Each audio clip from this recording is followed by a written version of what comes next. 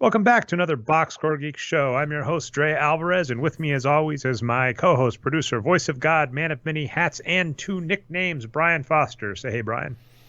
Yeah, what's going on, Dre? Playoffs round 2. It's going. So, back in the old day, I think we've had a few weeks where we haven't done this, Brian, but I would say this is going to be a short show, and we talk 7 hours. So I'm going to say I hope tonight's going to be a short show in that we're just going to talk playoffs round 2, and there are only 4 series, so it should be relatively short, and then some coaching news. Now, what I'll say about round 2 of the playoffs is there is no way anybody thought it was going to go the way it's going. So for a brief rundown, we're just going to run down the playoffs. That's this week's show. Rundown. Houston versus OKC. Take out my gum. All right, Houston versus OKC. Houston's the major favorite. Series is tied 1-1. Utah. Did I say? Oh, you put OKC on the script, man. Oh, did I? Oh, I'm sorry. I screwed. Right.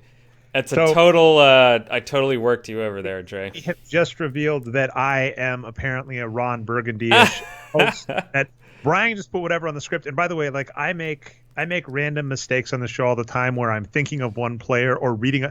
The worst, Brian, is like I have Basketball Reference up. And say hypothetically I'm reading over Ben Simmons' stats and we're talking about LeBron James, and I'll say, yeah, and Ben Simmons clearly is going to lead the Cavaliers to a victory. The good news is I don't get too much flack in the comments, from the people that do listen to the show about it, because I think with context it makes sense. But like Kevin Garnett for Kevin Durant, that's a really common one. But anyway, Houston versus the Utah Jazz. Houston, a major favorite, kind of. We'll get back to that. Tied 1-1. Toronto versus Cleveland. Toronto, an overwhelming favorite. Series is 0-2 in favor of Cleveland. Philadelphia, Boston. Philadelphia is looking to dig themselves out of 0-1 hole. The only team that is doing what they are supposed to, Brian, is your Golden State Warriors, who are up 2-0 to the New Orleans Pelicans. Dealer's choice. Which series would you like to discuss first, Brian? We can just go in order of the script and NBA.com. Start with Houston and Utah. They just finished game 2 last night. Let's stay in the script order so that I actually know what I'm talking about. All right, so the biggest piece of news that's a little annoying about this series to me, not in like a mad at anybody ways, but Ricky Rubio's injured. I don't know if he'll be back in time. I think I heard like 10 days was something. I could be wrong. I was talking to someone who said he was supposed to be back before the end of the series if they don't get swept. So it might happen. These things are always sketchy, right? Like sometime, like Curry kind of came back a little earlier than expected, but sometimes players don't. So we'll see. And also, there's no guarantee. The other rough thing is if a player misses time, elongated time before, during the playoffs, right near the playoff cutout. The even worse part is there's no guarantee they're going to come back healthy for the playoffs. So it really freaking sucks that Ricky Rubio isn't in this series, because man, I would have liked to see a full strength. For perspective, if you go to basketballreference.com, the stat that we typically like to use, there are some flaws with it we can discuss, but is the SRS statistic, which is strength of schedule adjusted point margin. So in the regular season, you're looking at how many points would my team outscore their opponent per 100 possessions, assuming they're on a neutral court. So it adjusts for strength of schedule, which to be fair, to just go down the rabbit hole of like problems with this metric. Obviously, one problem with strength of schedule is, you're playing the Warriors on a game where they rest all their starters. It's not by no means perfect, but the Rockets lead the NBA in SRS with 8.21, and the Utah Jazz have an SRS of 4.47. However, we were bringing up some nylon calculus folks, Krishna Narsu in particular, who noted someone else, I'm forgetting the name, I'll try and remember for show notes, but I haven't been doing many show notes anyway, but brought up that when healthy, they're like a 7 SRS squad. And then another thing that we get into is that teams tend to shorten their benches in playoffs. So I'm going to check this really quick, Brian. So for the Utah Jazz, for example, in the regular season, let's go minutes per game. So their top minutes per game getters in the regular season, sadly, Donovan Mitchell, 33.4, followed by Rudy Gobert at 32.4, followed by Joe Ingles at 31.4, Ricky Rubio, 29.3, Derek Favors, 28. So now, if we go down to the playoffs minutes per game, what we notice now, Donovan Mitchell, 38.5 minutes. Rudy Gobert, 35.6. Joe Ingles, 35. Derek Favors, 30.4. So what we've said before, in the playoffs, teams tend to shorten their rotations and play their better players more. So we're saying in the regular season, the Utah Jazz, when healthy, had an SRS almost right next to the Rockets. See, what I was talking about, confusing names because I have something on the screen. The Utah Jazz have an SRS almost next to the Rockets in the regular season if we're talking healthy. And then when we get to the playoffs, by the way, I'm gonna do a little bit of back patting this show, Brian. One note we mentioned is that if we look at a lot of the teams in the playoffs, there are some teams that have Achilles heels. This was an article I wrote way back in the day. And what I brought up for the Utah Jazz is I said Eric Gordon. Eric Gordon is a player that is getting a lot of minutes. What you could also argue, PJ Tucker. PJ Tucker is getting played at the power forward. So the Rockets have 4 really good players, them being James Harden, Chris Paul, Trevor Ariza, Clint Capella. That is an amazing set of 4 players. But they kind of have an odd person out. And so what I'd say, like on the Utah Jazz, when we bash Donovan Mitchell, which, oh boy, I'm going to, what's just worth noting about Donovan Mitchell is a below average player, but still above replacement level, for whatever that term means, player. I would argue he's stronger than Eric Gordon. I'll get the names. Hopefully this show is listenable. I think I'll try and get the names right, Brian. He's stronger than Eric Gordon and certainly stronger relative to his position. Donovan Mitchell at shooting guard is stronger relative to PJ Tucker at power forward. So this could get interesting, to be honest. But what I'll stress about this series, Houston versus Utah, is the Houston Rockets shot absolutely horrendous that last game. I'll try and get the box score up in front of me, Brian. But do you happen to know the team total for the last game, the Utah Jazz versus the Houston Rockets? The Houston Rockets 3-point shooting efficiency.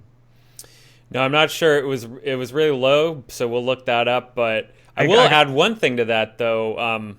Interestingly, Dante Exum, who we had kind of given up on and hadn't been very good in the NBA, also been hurt as well.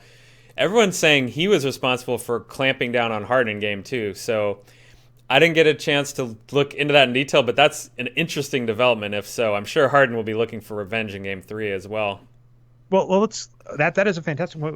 Let's get into a few. So first off, the Rockets shot 27% from 3. Here's lot to go over in terms of this series and Donovan Mitchell hate, or Donovan Mitchell fandom hate. I've said I'm going to start labeling that correctly. Yep. We're going to give some Donovan Mitchell fans some hate this thing. The Rockets shot 27% from 3. The Utah Jazz shot 46.9% from 3. So that differential alone really sums up the last game. So for all of the talking head points, and this is something you have tried to make sure, Brian, that we kind of stay on our toes about, when you're analyzing the playoffs, it is really, really tempting to start explaining everything. Oh, like you were just saying, Exum really clamped down on James Harden, or, oh, this rotation beat that rotation. Yeah, he played 18 minutes, Trey. So 18 minutes of shutdown defense, like pretty small sample size, right? But it's just, here's a good example. James Harden is a perennial 36% three-point shooter. He took 10 threes last game and made 2. So he missed his expected mark by 1.6. And with rounding, right, that means most games James Harden makes between 3 and 4 3-points. So that's only off by 1 or 2. So this is just, comes down to a more logical explanation, especially for the Rockets for next game, is you just had some shots that were supposed to go in, not go in. Don't change anything. You lost a close game. But just getting to another point, too, in the regular season, the Utah Jazz shot 36.6% from 3-point versus the Rockets 36.2%. So the Jazz actually had a lot of players that could shoot threes, and that brings me to, let's just talk Donovan Mitchell. In this playoffs, Donovan Mitchell has 2 good games. They were both in the first round against the Oklahoma City Thunder, and one of them was a loss. Donovan Mitchell has not been playing that spectacular this playoffs. Now, the last game, one thing he did that I was really happy about and really excited about is Donovan Mitchell had an 11-2 assist to turnover ratio. He passed the ball 11 times, or got 11 assists, only 2 turnovers, which is great. Or 11-3. Apologies, Brian. But his shooting was horrendous. He got 17 points on 21 shots and 4 free throws. That is a horrible shooting rate. And I mean, it gets funny and no one thinks this way, but it's kind of like if you took away 4 of his assists to put him average, instead he had like a 15-6 game, 15 on average shooting and 6 assists, no one thinks that's a good game. So it's really more to this Utah Jazz team. The good news for them is they have some really fantastic players that are getting increased minutes in the playoffs. That's Rudy Gobert, that's Joe Ingles, that's Derek Favors. Although Derek Favors, despite shooting 5 for 7 last game, only got 20 minutes. We're going to talk this weird coaching thing on like matchups when we get to the Raptors too. It is remarkable to watch the number of teams with really good players. It's usually bigs that play well that for whatever reason, get benched in favor of other players. So to this series' point, I still think the Rockets take it. That was a huge differential. It just makes me frustrated that I have to deal with more Mitchell fandom. And what kind of goes to show here for me is it does not matter what Donovan Mitchell does. It's very Trumpish, Brian. When I was joking with Dave Barry, I was like, that's harsh. That's worth. Freaking Utah went with Trump, and it's to get the slightly off tangent political for the 2 seconds. There is nothing more frustrating than having a base that claims to believe in X, right? Here is why I'm a Republican. And watch how little in line that follows. We have a president, as of this recording, so in the future when it turns out that Donald Trump was, running a Russian dogfighting / sex ring in his basement and no one blinks an eye because that's just the new norm. As of this recording, thanks to Rudy Giuliani, who is in the media for some reason, I'm trying to keep up, basically it has been admitted that Donald Trump paid $130,000 to Stormy Daniels to have her remain silent on an alleged rumor that her and Donald Trump slept together. Donald Trump has finally admitted that he actually paid her off. Before this, the big thing is he was saying, I never paid her off. I have no idea. That was Michael Cohen, my attorney, who's not his attorney. It's all sorts of weird, Brian. I have to wrap this up because it gets so weird to explain. We're talking about 2 different Rudy G's in the same conversation. That's rare, Trey. Yeah, well, you're right. Not the good Rudy G. But so anyway, so Donald Trump, all of this stuff. And you have the party of family values saying this is our guy, and that's Utah in particular. Utah is notoriously high Mormon, high religious. We honor these Christian values, and they'll back Donald Trump. So the same becomes true. They're not as bad. So let's do that. Let's be fair. Let's say at least Donovan Mitchell fans, at least in the exact same state, there are worse fandoms that have more detrimental impacts than you did. But Donovan Mitchell fans, in a game where Donovan Mitchell gets 15 points on 21 shots, where Joe Ingles goes off 7 for 9 from 3, leads the team in points with 27 points. Rudy Gobert, his normal awesome self, 15 points, 14 rebounds, 3 blocks, and just absolute clamp down defense on one of the best offenses in the NBA.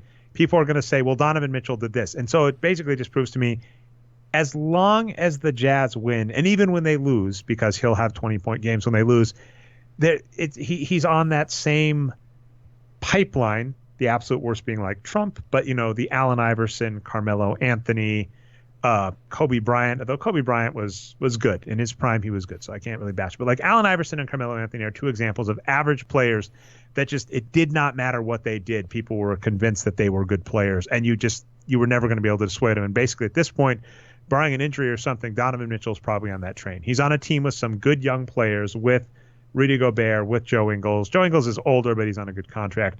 So for the next couple of seasons, it's not going to matter, Brian, which it's going to be fun for me. So that'll be enjoyable. Do you want to, before we leave this topic, do you want me to read briefly from Mitchell's playoff stats to prove your point here? So through 8 games, he's playing 38.5 minutes a game, so most minutes on the team, right? 10.1 field goals on 23.3 attempts, 43.5% field goals, 32.2% threes, 48.7% effective field goals. So his shooting is disastrous. And to be fair, both the not Utah Jazz, them too. Obviously, the Utah Jazz has really good defense. That's one of the reasons they're good.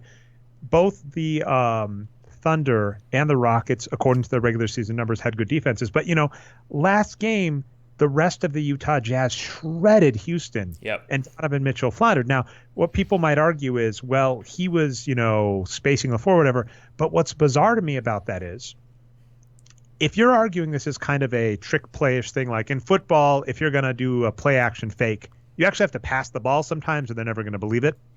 So in basketball, you have to believe that Interesting. I've been reading that might not be true lately, but okay, you have to finish this tangent, but I'll finish mine. Yeah. And then, because this, oh my goodness. Okay, so, but to that point, Donovan Mitchell has already convinced people he'll shoot. So that means if you watch last game and you think Donovan Mitchell's a star, instead of thinking, why the hell isn't he passing more? And why isn't Joe Ingles getting more shots? Because against a really good team playing their best players, they were able to just absolutely dominate. That's the question to me. So that's what's bizarre is in this game, when I started bashing Donovan Mitchell, I said people thought Donovan Mitchell had a good game, and I got the Utah Jazz fandom. Admittedly, Brian, like I have like 4,000 to 5,000 followers on Twitter. I'm at 4,900. I'd love to hit 5,000 at some point.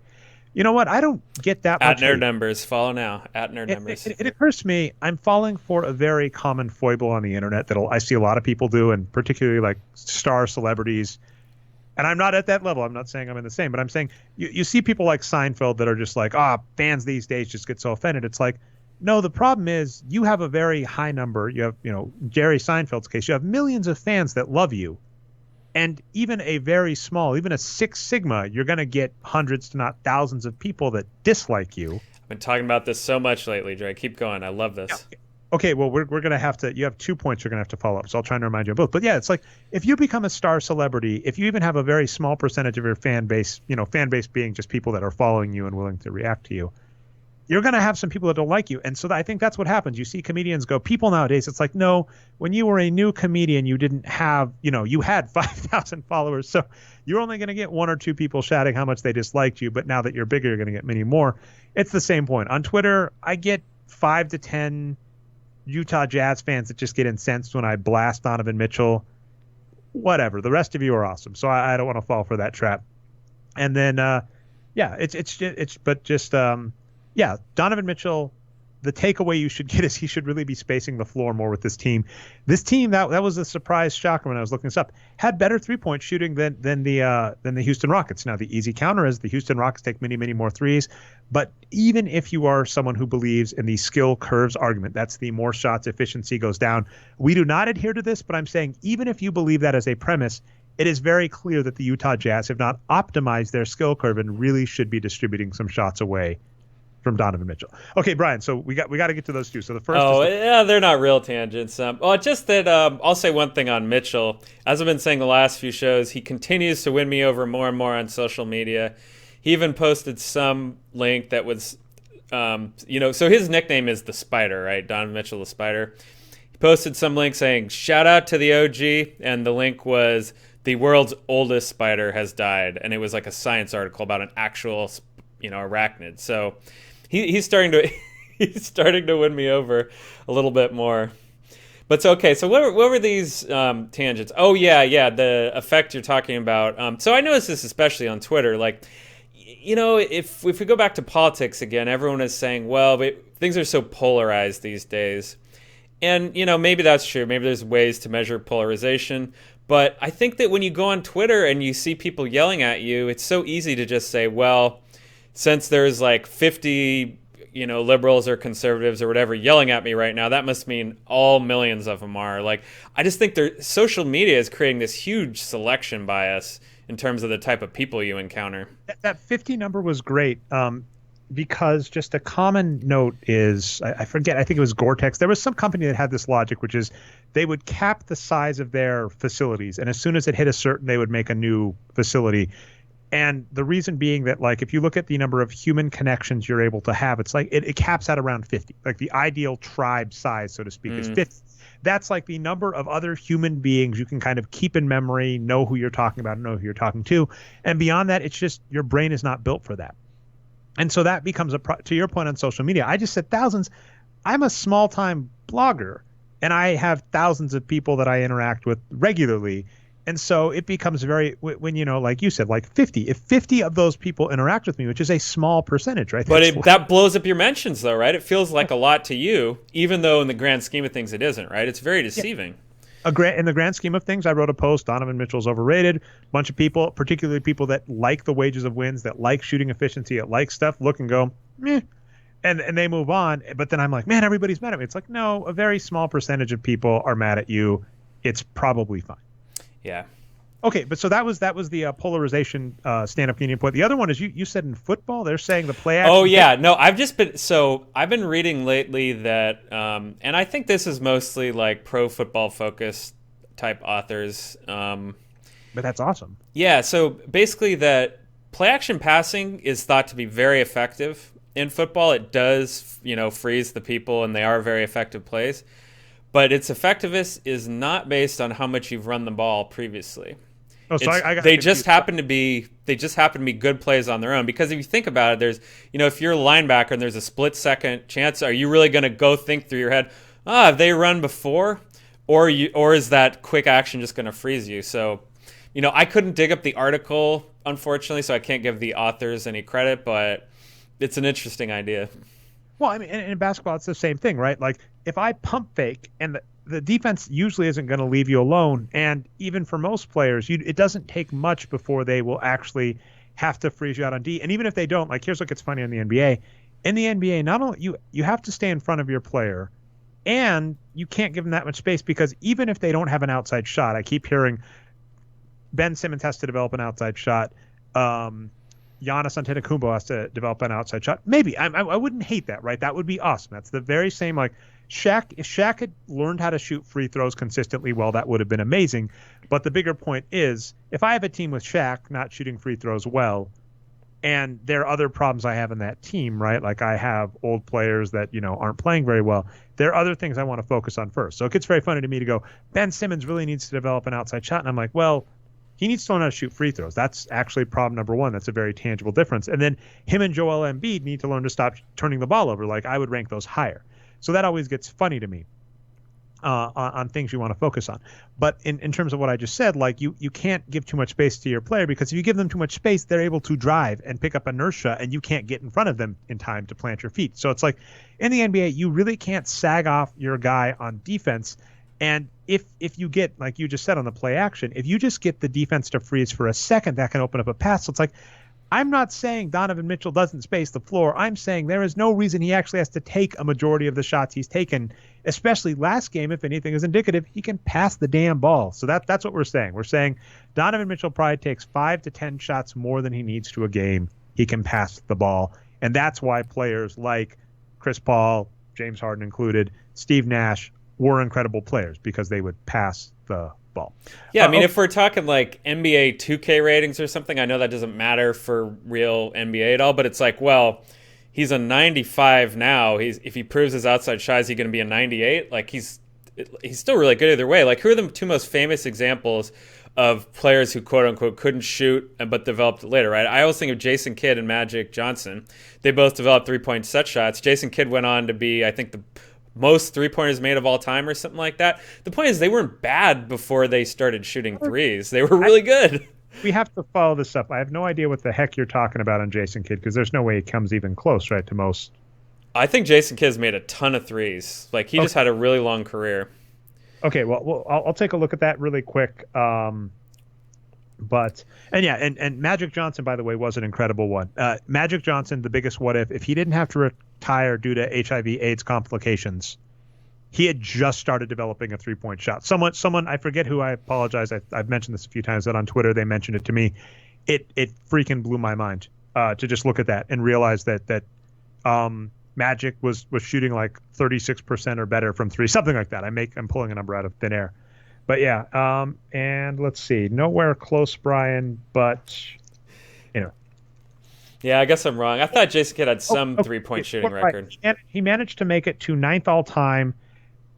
Steph Curry's in front of him, Vince Carter's in front of him, Paul Pierce is in front of him, Jamal Crawford. Oh, so he's just gotten passed by a bunch of players recently. I think you're right. I think he probably did manage to make, based on this list, I think you're right. I think he managed to make top 5 all time in 3-pointers made. So that's incredible. But he's gonna plummet, right? This generation of players are gonna make him plummet. Yeah. Tons more to talk about. Let's get back to the playoffs. Yep. So let's see, next in order, Brian. This one is one of the more boring series to talk, but one I'm sure you enjoy. Golden State doing what they're supposed to do. By the way, I was baffled because I on Twitter I made the comment, the small sample size point we just made, Brian. The person who responded means nothing actually, so this is foolish, but I'll give him some legs on the show. I commented that Golden State Steph Curry's injury helped them out because they got a better seed. They got a significantly better seeding. Utah has to be the worst bottom seed to face in this playoffs, right? I can't worst one. They're one of the most misleading low, bottom 4 seeds to face ever, right? This is a fun thing to look up. I think they finished with this. If they were teleported to the East, they would have been second in SRS behind Toronto. I think they were ahead of Philadelphia and Boston. Yeah, so Utah is one of those teams you don't want to face in the playoffs. So Golden State, they were in the lead for most of the season. Steph Curry gets injured. Draymond Green gets injured. I think, did Kevin Durant get injured too? Yeah, he missed a few games earlier in the season. Yeah, they got in. So all of their star players just started going down in another back padding moment. We mentioned this. We called it like a black swan event where we were just like, the reason that Golden State needs all of these stars is you never know if all of the stars are going to go down. This is what Patrick. I remember Patrick saying that. Yeah. And that happened this season. It's like, but Steph Curry's long-term injury meant they fell to the number 2 seed. And Houston got punished for it, man. Houston got to play 2 much harder seeds, I would argue, right? Minnesota and the Pelicans Minnesota and the Jazz have to be harder than the Spurs and the Pelicans. Yeah, well, absolutely. And injuries are a part of that, right? There's no Leonard for the Spurs. Just totally changed that series. They had no chance to win without him, really. So yeah, that was tough. One thing though is that if things do go as we expect and, Houston, Golden State end up in the Western Conference Finals, Houston will have home court advantage. So that will help them. I'm guessing if Curry stays healthy and keeps playing 30-plus minutes a game and they close out this series with the Pelicans in 4 or 5 games, they may still be favored over the Rockets in the next round if the Rockets win. So we'll have to see. Well, I mean, first off, just to the point. Sorry, like Vegas favorites. I don't think they should be considered. I think the Rockets should definitely be the favorites. I was just going to say, Curry wasn't even back until game 2 of this series, right? Yep, and he didn't even start that game. I want to talk about that in a second. So Curry wasn't even back till game 2 of this series. And as we just saw, like this happened with the 76ers. Who did they play in the first round? How am I dropping this already? I feel really bad about this. The Heat. Yeah. Dropped the first game as the home court team against the Heat because Joel Embiid was out injured. So to the same point, when we're talking about it may be worse because they don't have home court, well, here's what could have happened. If they had the Utah Jazz as their seed and Curry's out injured for game 1 and not fully back for game 2, maybe they go down 0-2 and don't make it to the conference finals. And then additionally, first off, who knows if the Rockets are going to make the conference finals, right? They don't have home court anymore in this series. And the Jazz are just strong, so it's like I think I would prefer non-home court against Houston versus having to play the Jazz. Especially, this is like an interesting. I agree. One of the arguments about home court, this was in the book Scorecasting, is it's the fans cheering for you. And part of the reason that's influential is it also influences like the refs. Refs are human and biased, so if the fans are cheering against the refs might be more likely to give you favorable calls and stuff. That's some of the belief. Right? It's certainly not all of it. There might be other things, the court, whatever. But in terms of home court, I think that the Golden State Warriors are a favorite enough team across the NBA that I would rather give up home court for an easier series than take the harder team. And this was back in the day, by the way, what Phil Jackson would argue for Shaq. He was okay being the 3rd or 4th seed as long as Shaq was healthy for the playoffs rather than risk injury to Shaq and, being the number 1 or 2 seed. So I definitely think this playoffs is going as well as possible for the Warriors. But, I mean, I actually am terrified of whoever makes it out. I think the 76ers, if they can make it to the finals, are scary. So that would be interesting. Well, and here's another point to back you up. I'm bringing up Arturo's simulation for round 2. And he did this before the series, I think. And the Raptors is already bust. Hilarious. Yeah, so what I want to point out, though, with dodging Utah is even though Utah's the lower seed and you have the home court advantage, you still have to play several games in Utah, right? And Arturo gives them an insane home court advantage due to the altitude. So if you have to play some road games at altitude, that hurts you, even if you have more home games. So can you scroll back up on this? Let's list off Arturo's what his predictions, and so some of them are already probably dead or gone. Yeah, too happy about the Raptors. But yeah, let's just go to the text up here. So yeah, he's got Rockets in 5, 97.4% chance to win. Warriors in 5, and this is round 2 only, right? 74% chance to win. Raptors in 5 at 68%, and Sixers in 6 at 54%. Jaylen Brown's injury is bad for them, he also says. Okay, well, first off, I mean, in general, this might be me. I feel as soon as you get above 90% in a playoff series, like especially in the second round, the odds are too high. I am cracked about the Raptors. I have very differing opinions on how confident to be in predictions for the playoffs. But yeah, I think the Utah Jazz series, what I was curious about, I think in 5, it's a little aggressive. I might have done in 6. But again, I'm just making stuff up off the top of my head. I don't have a thing. So Golden State, though, here's what's fascinating. And I actually think it might have worked out in their favor. Steph Curry came off the bench, played 27 minutes, and was spectacular. I think went, 5 for 10 from 3, if I recall? Yeah, something like that, and we can bring those numbers up. But the other thing was that I had kind of forgotten about after not seeing him for a couple months. It's just his style of play, right? Is so spectacular. The deep threes so far behind the line, the pull-ups and all that, the flashy passes. He did have that Steph Curry style, even though he was rusty and had like 6 turnovers. He's up there with Magic Johnson with this freaking myth that they weren't good at defense. Can we just stress this? Steph Curry can rebound, and he also got 3 steals that game, and he's played on some of the best defenses. I just don't, I think people see a short Steph Curry in some matchups not look pretty and think, oh, he's not good at defense, whereas the numbers actually seem to say Steph Curry can do it all. And Steph Curry, by the way, is freaking anomalous as hell. Steph Curry is one of the most baffling NBA players to me because I call him a Tyrannosaurus Rex. He is a short player with a shorter wingspan than his height, which is very atypical for an NBA player, and yet is the greatest scorer in NBA history. So it's baffling. Clearly, he's the difference. They won by 5. He shot. Let's get his true shooting up real quick. 77.4% true shooting. Are you kidding me? That's the difference. And what I actually tweeted out about this is I said the really sad part about this game is let's talk about the starters, and we've mentioned this before. Drew Holiday had kind of a Donovan Mitchell game, 24 shots, 24 points. But Drew Holiday... He almost had a triple-double, though. Look at that floor game, Dre. I was going to say, he's played really well this season. I think he's had injury concerns, right?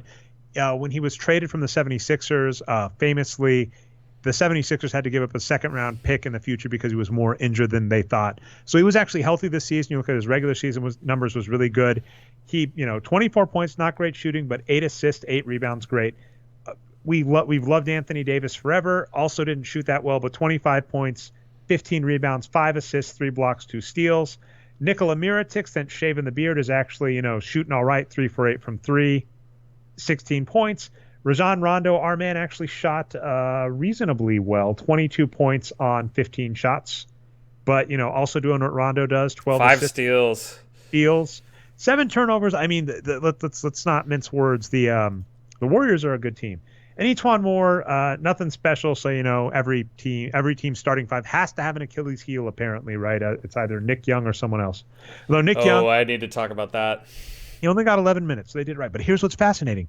Steph Curry comes off the bench, and the real difference in this game, right? You look at their starting 5s, even to the point that they didn't shoot great, the Pelicans starting 5 looked really good. But here is just what's not fair. You look at the bench. The Warriors bench was Steph Curry, as we mentioned, 77.4% true shooting, 7 rebounds, 3 steals.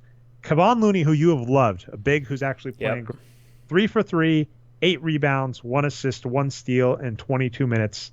And David West, only 10 minutes, but 2 for 2, 5 rebounds. David West is baffling to me. He's just played great forever. And Sean Livingston didn't play great. I'm glad he managed to get that 1 ring because, we've loved Sean Livingston, but he's getting old. But those 3 players off the bench, West, Looney, Curry, is just such a cheat code because even for the limited amount of time that the Pelicans bench played, because actually Darius Miller played 17 minutes, Solomon Hill played 10 minutes, Ian Clark played 6 minutes, Cheikh Diallo played 4 minutes. He was a beast in those 4 minutes, though, Dre. I was like, who is this guy? They should have given Cheikh Diallo more minutes because those other Miller, Hill, Clark went 3 for 11 together and, didn't do much else. So the bench was the difference. that's kind of an interesting thing. Like, if Steph Curry wants to come off the bench for the Warriors, that might not be a bad strategy, especially if he's going to get near 30 minutes.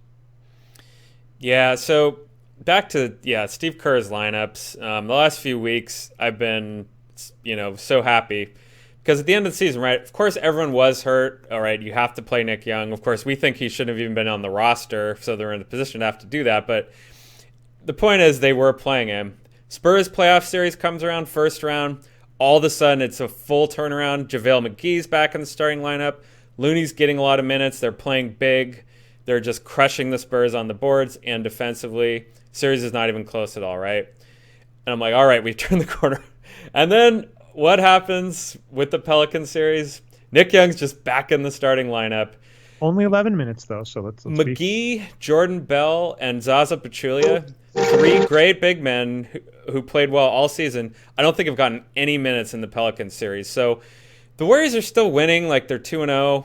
But they're winning, kind of in the non-first quarter, quarters. They lost the first quarter in game 2. So what's funny too is you're actually pointing out a fantastic point, because we're going through all these series, and of course I'm like, what the hell is going on? We're like, the Warriors are fine, but Steph Curry, that is way better than I would have expected him playing coming back from injury, and they only won by 5. So to your point, it's funny where that might not be a good thing for the Warriors, because they may be getting the wrong signal. They may be saying, oh, our lineups are doing it. Whereas these other teams, right, it could be the other thing where I as I mentioned, I don't think the Rockets did anything wrong. I don't think as the Rockets, with playing their normal game plan, should expect themselves to shoot 27 from 3 and expect the opponent to shoot 46 from 3. Hell, 46 from 3 against the Rockets would have been impressive for the Warriors. So it's one of those funny things where, in the Rockets' case, I think they're doing the right thing and should be up 2-0, but had some bad bounces. And I think the Warriors should be 1-1. And I would argue the Rockets are playing the right strategy, the Warriors are playing the wrong strategy. So that is an interesting one. The only good news is, I'll say, Nick Young only played 11 minutes, so I'm basically okay if they were just saying you're the placeholder in the starting lineup. Yeah, so here's the way I'll put it, I guess. Curry coming back is great, obviously, because he's a great player. But as far as lineups go, it's great if he takes minutes from Nick Young, of course, and Sean Livingston, who is a little bit older. But if he's just taking minutes from McGee and Bell, that's not as good. I want them to get minutes. So annoying how people just don't value rebounds. And what is, to just get my tangent billion and a billion, one of the things that irks me is one of the most pernicious myths about rebounds is stealing rebounds from teammates. That's what everybody says about Russell Westbrook, right? He steals rebounds from teammates. Now, by the way, it's maybe possible that he does, right? That he goes for the rebound and his team's going to leave it alone. But by the way, here's an interesting question for you as a strategy. Most teams, if the big man gets the rebound, they hold the ball for a second and they hand it off to the point guard, and the point guard goes. Is it a better thing for the point guard to get the rebound and just go? Watching Draymond Green this year, I would say yes, because he does that. He just grabs it and goes.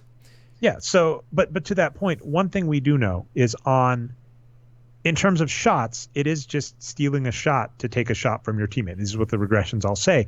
So it's really funny that teams just really hate rebounding, even good rebounders, because it's like, if you've got JaVale McGee and Jordan Bell out there, and all they do, because, as we mentioned, Anthony Davis, they did a pretty good job locking him down on D.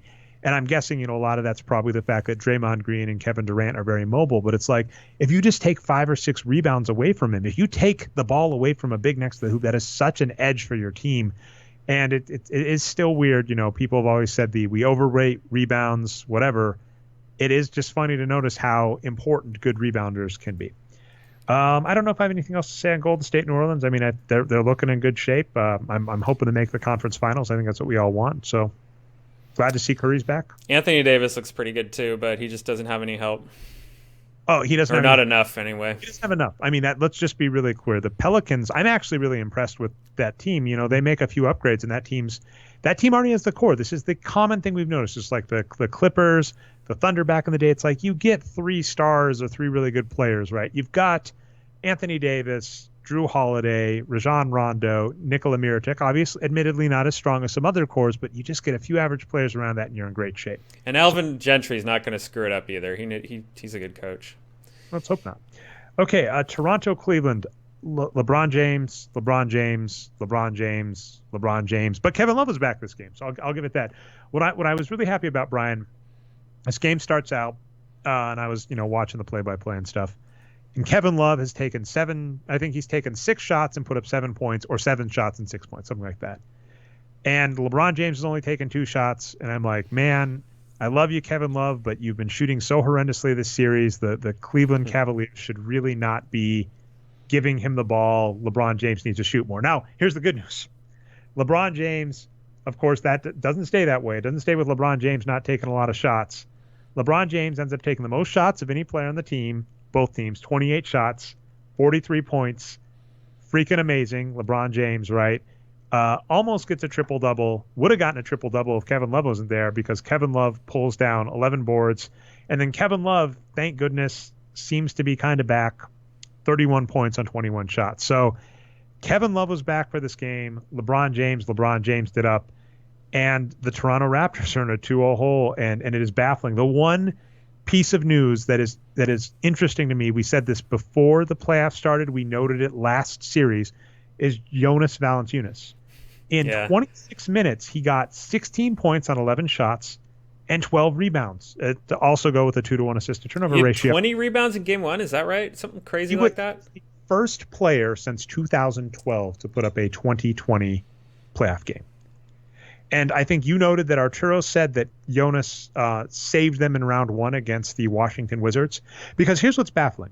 Toronto Raptors on paper have a above 7 SRS, second best in the NBA. The teams they've played so far, the Washington Wizards and the Cleveland Cavaliers, have a below 1 SRS. Above 0, but below 1. So anyway, but what I was going to say in terms of that is just such an easy strength of schedule for the playoffs, right? We're talking here about how sad it is for the Houston Rockets to have to play the Utah Jazz. So let's see if I can get this up in front of me real quick. I'm going to keep talking, Brian, but I'm going to look up the Houston Rockets strength of schedule, or you can look that up as well. But, the Toronto Raptors have had a ridiculously easy playoff schedule. A few years ago, when like 2 seasons ago, actually 2 and 3 seasons ago, that's my problem. When the Cavaliers made the finals, they had a ridiculously easy walk compared to the Western Conference. So the Houston Rockets had to play the Minnesota Timberwolves, 2.35 SRS, which, to your point, at least ordered by strength of schedule, not win-loss, would have been 4th in the East, legitimately probably 3rd because of the Boston Celtics injuries, including Kyrie Irving. So they had to play the Minnesota Timberwolves, 2.35 SRS. And then now they have to play the Utah Jazz 4.47 SRS, which you're right. And we think their real SRS is probably higher than that because they are out without Gobert. Closer to 7, yeah. So that would have put them second. So just pointing out, the Houston Rockets number 1 seed in the West, they've had to play what would have been the number 3 seed and number 2 seed if we were seeding by SRS out East. Whereas the Toronto Raptors have had to play 2 teams that, if we go SRS compared to the West, would have been placed 11th and 12th in terms of rank. They wouldn't have even made the playoffs. So ridiculously easy. And in spite of that, they are now 4-4. So yeah. I don't know. Now some of it is stupid playing, right? Like benching Jonas, but they played well, and I just don't know, Brian. They might just be chokers in the playoffs, or LeBron James just might be that good. It used to be back in the day when I looked at LeBron James' numbers, the only place LeBron James was weak was in the NBA Finals. Until they won their first NBA Finals, and even then his numbers were sketch. LeBron James was weak in the finals, but in the playoffs, like if you recall, in 2007 when they made the NBA Finals, they had no business making the NBA Finals over the much superior Detroit Pistons. LeBron James is just the all-time greatest playoff NBA player in NBA history. I looked this up this week too, Brian. We were talking like LeBron James stats. If you look at the 8 NBA Finals LeBron James has been in, only 2 of those was his team the favorite according to SRS.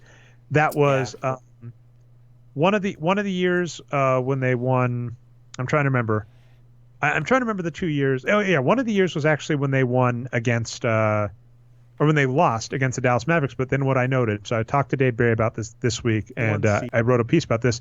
That was the year the Dallas Mavericks won with J.J. Barea being swapped in via smart analytics decision, which is one of the biggest bullshit narratives that I hate about. That was an entertaining game, but yeah.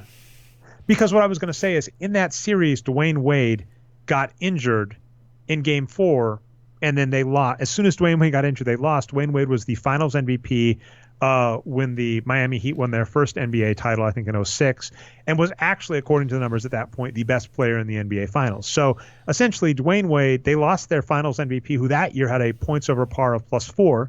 The SRS difference between the Mavs and the Heat that season was about 4. So essentially, that wasn't a hard one. So LeBron James has legitimately been the underdog in all of his finals but one, and he's managed to come away with 3. So I think, it's funny when you start comparing to players like Michael Jordan or Bill Russell or Magic. It's like the reality about LeBron James is he has not had anywhere near the support staff of other all-time greats that he is compared to. Yeah, that's right. And, thinking about this series so far, the sequence of, misses they had to lose game 1 at the end, all those layups, I think you might have posted that. That's kind of crazy and really bad luck. Maybe choking, who knows? But then you look at this game too, like they were pretty okay on offense, right? They scored 110 points. The problem is they gave up 128 to the Cavs. And who was responsible for that? I mean, some Kevin Love, sure, but it's just a lot of LeBron. Like you said, so he took only 28 shots, right, and made 19, but he also had 14 assists. So it's just like, so he really just took the ball every time and just converted it. Sometimes you just can't stop that. Yeah, and the Raptors, I don't think they've been playing that bad, and they should be encouraged for the rest of the series. The problem is they're down 0-2 now and going to Cleveland for 2 games, so it might be too late. It's interesting. I've made this point before that I'm really just a fan of players more so than teams. LeBron James is one of my favorites, and the metaphor we had pre-shows, like it's very much like in football when a wide receiver just gets away. And just, they're running and it's just obvious that it's going to be a touchdown. The nearest defender is 20 yards away. That's LeBron James's playoff numbers right now. He's the all-time leader in points. He just passed Scottie Pippen for all-time in terms of steals. He just made it to the all-time in minutes. He's just running up the score. I'd love to see LeBron James get to, 7,000 career points, 500 career steals. It's a lot like John Stockton's regular season numbers. John Stockton's steals and assists are never going to be matched. And so it's kind of fun to see LeBron James. And it's also just fun to note that he has done this with a lot less support than you would think. Now, to be fair, one thing I'll give him is it has been very beneficial to his career to be in the East. That has been a very good thing for him. But even as such, if he'd had near the supporting squads of, say, Kobe Bryant or Michael Jordan, what could have been? Last series, this one is more interesting because I don't have a good read on it so far. So Philadelphia is down 1-0 to Boston, and they're up a little, but they're not playing that great. They're only up by 2 despite having home court. Ben Simmons is looking like a shell of himself, has done nothing this game. Joel Embiid is shooting terribly. This game is really doing well because J.J. Redick is shooting lights out. But I don't know if it's just better coaching. Just the Boston Celtics are doing good on defense, so that's nuts. It does look to be goodish. Maybe that Jaylen Brown is back, although he's got 10 points or 10 shots, but only 8 points. I don't have a good read, Brian. I don't understand why Philadelphia is not blowing out more, but we only have a game and a half to go off of. So I might have to table until we get more data. One last note I'll just give is regular seasons and playoffs combined, Al Horford has been freaking astounding this season, and that was one of my worst takes. Preseason, I basically said he's too old and paid too much, and he has just been phenomenal this season. Yeah, and one thing to bear in mind here is despite the, charge by the 76ers at the end of the season where they played really well and really racked up a lot of wins, they are still the lower seed in this series. So Boston's been playing at home so far.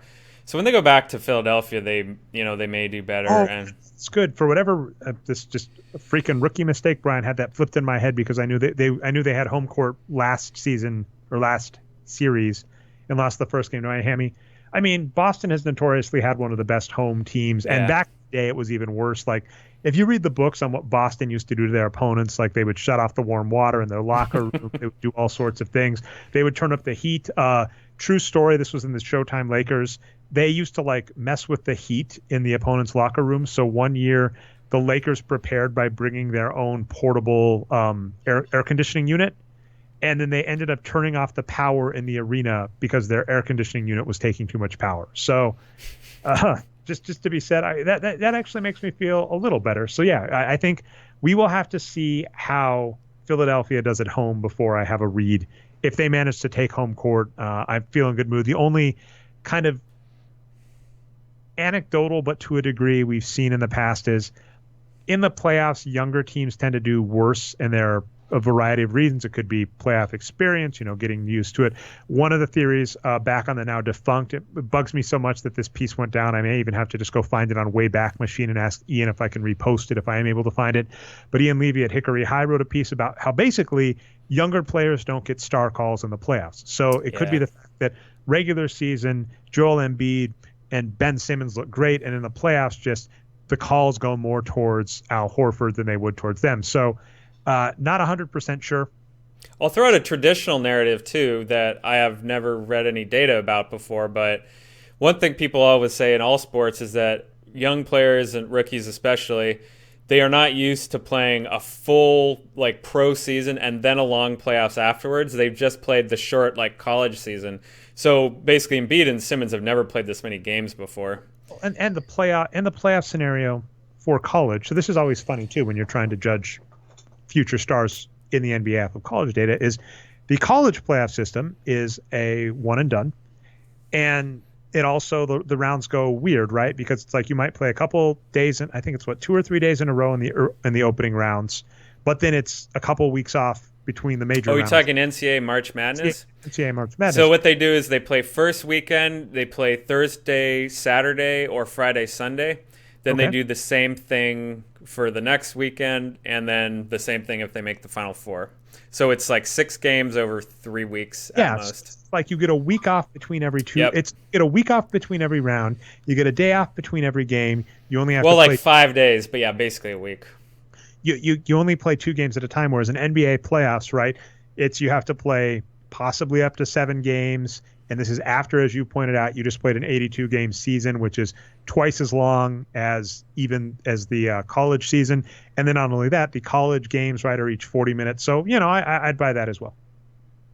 But, my hands in the air thing is, let's wait until we see at least one Philly home game, because the rule of the playoffs, and this was true as well with the Milwaukee Bucks versus Boston, is in theory, if you go by the traditional platitudes, the playoffs have not started until the home team, that's right, loses serve. Actually, I'm glad you added this to script, because I cannot believe I already forgot about this. So there is a lot of drama going on between Carmelo Anthony and the Thunder. Melo came out publicly and said he isn't coming off the bench. I did get to record a podcast this week with Dave Barry. We talked a little bit about this. It's just kind of amusing. I mean, the reality feels very Groundhog's Day-ish to me, Brian. It is so weird that people seem to forget that star athletes get old. This happens to every athlete in every sport. Melo is just old. I mean, if you recall, back in New York, one of his last All-Star games, he got injured right before the All-Star game, and then, had injuries that he had to come back from. Melo's just past his prime by a significant margin. And as much as we've been Melo haters throughout his career, or Melo fan haters, I'm going to start phrasing that better. We're Donovan Mitchell fan haters. We're Melo fan haters. No problem with Melo on his own. But as much as we've said that, there was at no point when New York signed Melo that they could say that they were upset with how he played, because he always basically played like he'd played on his last contract. He basically, you knew who you were getting with Melo. He's just past his prime now. So it's odd for me for Oklahoma City to have traded for him and expected something. And if you had just been looking at his numbers and his trend the last couple of years, he's down. That said, I cannot fault him for a second for saying he's not coming off the bench. He's got maybe one contract left in him. And I know Melo is not stupid and knows if I come off the bench and my minutes go down 5 to 10 minutes, my totals are going to go down, and that might affect me. So it's probably in Melo's best interest to get on some bad team and rack up the points and get at least one more good deal. Yeah.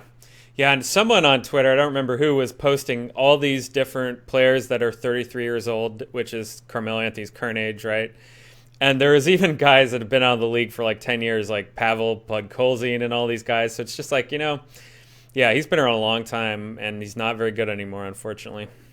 And that just happens. I mean, again, LeBron James is breaking all expectations. To the same note, LeBron James, the only real comparison, which is kind of bizarre, like the only contemporary you can really compare LeBron James to is Kobe Bryant, in that they're both high schoolers. They both started winning really quickly in their NBA careers. They both put a lot of minutes into international play. They both played in the Olympics. But it's just worth noting, Kobe Bryant was done with postseason play at this point in his career, and LeBron James might be going on to the conference finals for, an 8th straight season. So just to that point, most players at LeBron's age with LeBron James's miles are just not good anymore. And Melo is an example, right? Like Melo is like, you look at Melo, you look at LeBron, you're like, LeBron, that's supposed to be you. You're supposed to be on the downhill swing. And he's like, nah, I'm still going. Yeah, the good old non-drug testing in the playoff conspiracy truthers are having a field day with LeBron's performance in this playoffs. It's a subject for another day, but yeah, it's just the standard note I'll give is it's so arbitrary the things you allow, because any of us, if we examined what a standard athlete has to go to stay on the court, it is a ludicrous amount of stuff they have to put their body through in terms of how they rehab, whatever. I had one small injury last year where I fell down and hit my back on the stairs, and I was like out of commission for a week. So the fact that these players, you can watch them get slammed and they come back like in 2 days, or even Steph Curry, right? That injury is supposed to take forever. It's just very arbitrary, and I don't have a good answer. It's just never been a thing that bugged me, even if it's steroids or whatever. It's just like, it's a weird thing to say you're cheating because you're putting your body through even more to get back sooner. I don't know. Yeah, I mean, he spends $1 million on his body a year, apparently. Who knows what all that stuff actually is, but it seems like a good investment when you're LeBron. Not even a question, right? Every additional year LeBron James goes to the postseason has to be worth so much for his long-term earning. More things. The Knicks hired David Fizdale as a coach. Wasn't he the coach of the Grizzlies? Yeah.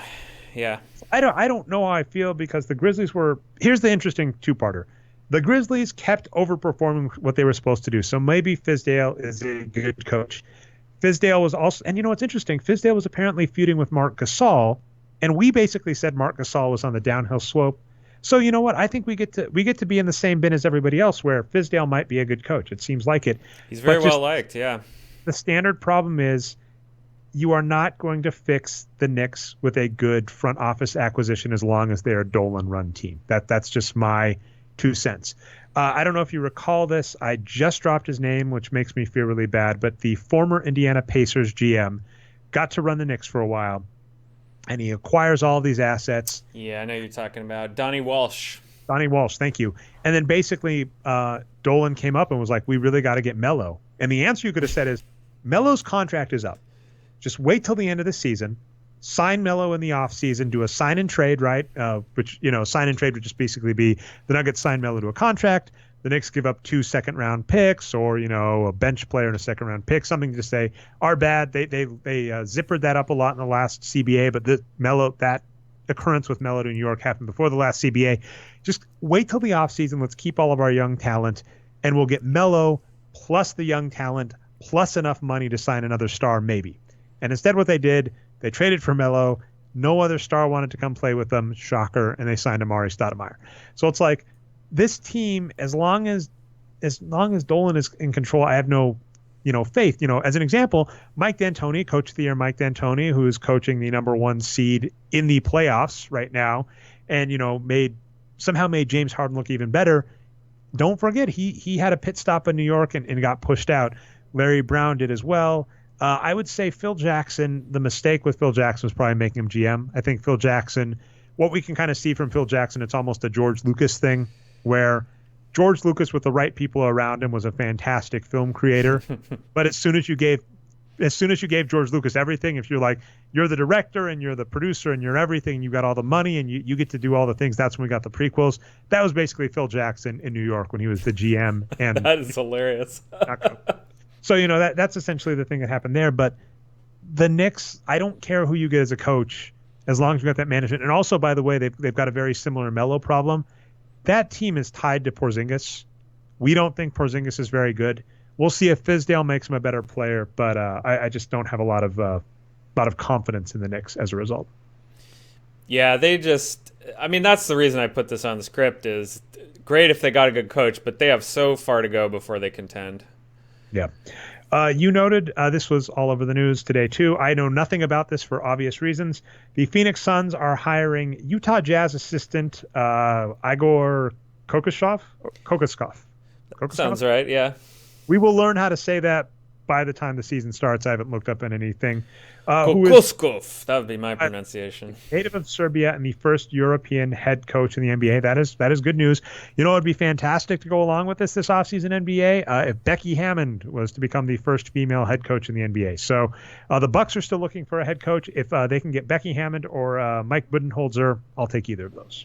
I think Budenholzer's definitely going to get a job, and Becky Hammond will soon too. I've been predicting this a long time. I hope I end up being right. Budenholzer, I would think would do really good on the Bucks and a San Antonio Spurs, because don't forget Budenholzer was also a San Antonio Spurs assistant coach. I'd be fine with that pedigree. I think the Bucks with some help could do much better. We also need to get some better players. We need to do better than signing Tony Snells and Matthew Dellavedovas, but subject for another day. We got through all the topics, Brian, in about an hour, I think. So that's good news. Do you have anything else to say? And I don't. No, just that some people are saying, what about David Blatt? Well, he coached in Europe for a long time, but he's actually American-born. So he's not the first European-born coach. Igor will be. All right. Actually, I do not have any off the top of my head shout-outs this week, so I got nothing. I'm just going to say that's our show. Oh, I've got a big shout-out, Dre. I've got to get this one in.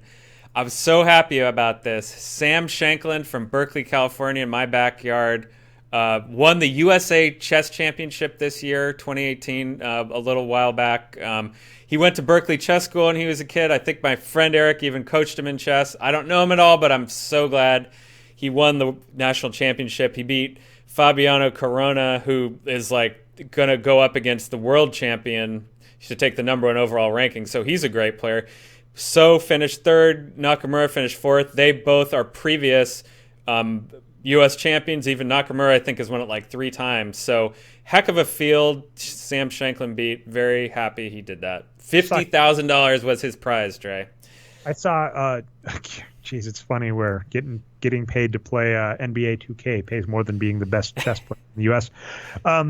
But yeah, I saw Gary Kasparov shout him out. I've got a funny U.S. Open story. So I played 1 year at the U.S. Open for chess, because it's an open field, so you can do anything. I actually met the winner of that year. I met Joel Benjamin, who won the year I went. And this was in high school. I was not a good player, and my games aren't good. So if you look those up, you can see how embarrassing I look. I got up to like 1,300 in chess, so I'm not a good chess player. But I saw Joel Benjamin. I got him to sign a chessboard, and I said to him, I think you have a great shot of winning this. And I remember this is just one of those like superstar moments, and understand I say superstar as a chess player. So he's Joel Benjamin, superstar chess player. He can get a coffee anywhere in the United States without having to worry about being recognized. And he just looked at me and said, "Yeah, I'm tied for first right now." And I was like, what a fucking asshole. Where's the social skills, you chess nerd? I was like, I tried to compliment you and say I'm rooting for you. I was like, I'm rooting for you. I think you got a good shot to win this. And he was like, yeah, I'm tied first. I'm like, that's not what you freaking say. I was like, you got 3 more rounds to go, whatever. So anyway, shout out, say his name one more time. I can't read it on here. Sam Shanklin. And chess is such a crazy game to me, Dre. I know next to nothing about it, but if you think about it, it's basically like the oldest game that we still play, right? People still use openings that have been around for like over 1,000 years, which is crazy to me. So yeah, games that are hundreds of years old are still talked about. So yeah, chess, man. So Sam Shanklin, you're our boy. Joel Benjamin, we're glad you didn't win the U.S. Open. Yeah, Sam Shanklin might be a jerk too. I don't know, but I'm going to assume he's a good guy for the purpose of this shout out. Your backyard has a lot of famous people, because I think you said that too. Like a pizza joint you frequented had Joey Chestnut eat there. So that's. Oh, that's funny. Yeah, that's actually in Santa Clara, California, and Joey Chestnut, I think, is from San Jose or maybe Santa Clara. So there you go. Do you know what pizza place is called, by the way? That one that you ate at? Sorry to get us off. I don't remember. It's on Homestead Avenue, though. It's a kitty corner to the Kaiser Hospital that we built there a couple years ago. That I was involved with that. Yeah. All right. Well, anyway, had to end us on a on a tangent. That's been our Yeah. show, the Boxscore Geeks show. If you find us not through the website, you can find our tools and analysis at boxscoregeeks.com. Occasionally I write at nerdnumbers.com.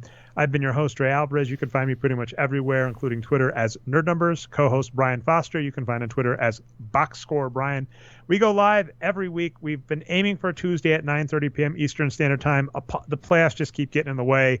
And we actually thought we were going to go on Wednesday, and then the Houston game. We wanted to watch the Houston game. So it's my fault too. I've been working late. Sorry about that. Well, no, it's been the Golden State Warriors and Houston Rockets are playing, and it's like if they're playing, we'd rather watch them than talk about basketball. Sue us. So we tried Tuesday, 9:30 p.m. Eastern Standard Time / twitch.tv/nerd numbers, and you can catch the recaps on channel Nerd Numbers on YouTube. Thanks so much. Hope your team wins in the playoffs, and if not, order a cookie. See you next week.